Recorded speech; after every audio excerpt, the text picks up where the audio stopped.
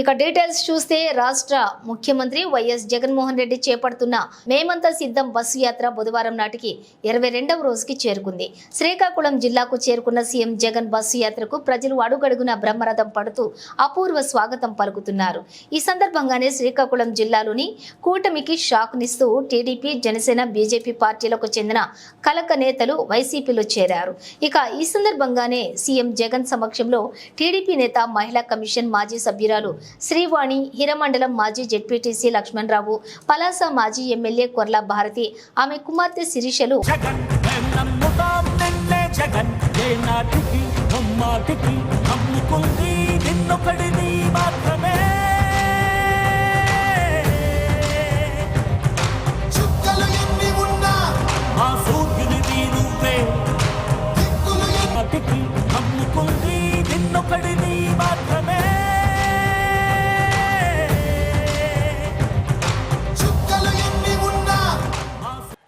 కేవలం ఎమ్మెల్యేలను, ఎంపీలను ఎన్నుకునేందుకు మాత్రమే కావు, ఈ ఎన్నికలు తమ ఇంటింటి భవిష్యత్తును,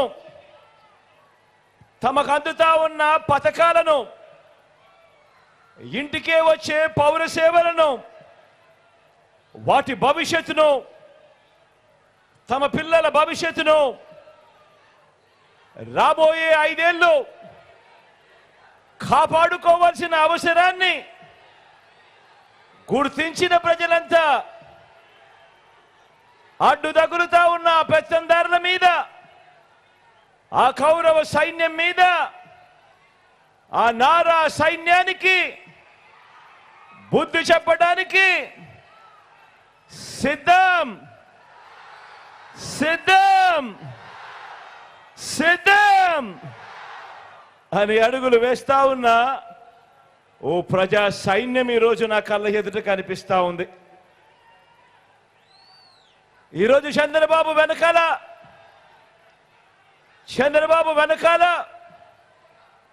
ఈరోజు ఒక కాంగ్రెస్ ఉంది, ఈరోజు ఒక బీజేపీ ఉంది. ప్రత్యక్షంగా ఒకరు, పరోక్షంగా ఒకరు మద్దతిస్తా ఉన్నారు. ఇదే చంద్రబాబుకు తోడుగా ఈరోజు ఒక దత్తపుత్రుడు ఉన్నాడు, ఒక ఈనాడు ఉంది, ఒక ఆంధ్రజ్యోతి ఉంది, ఒక TV5 ఉన్నాయి. వీళ్ళందరూ సరిపోరన్నట్టుగా ఈరోజు వాళ్ళు చేస్తా ఉన్న కుట్రలున్నాయి, కుతంత్రాలున్నాయి, వాళ్ళు చేస్తా ఉన్న మోసాలున్నాయి.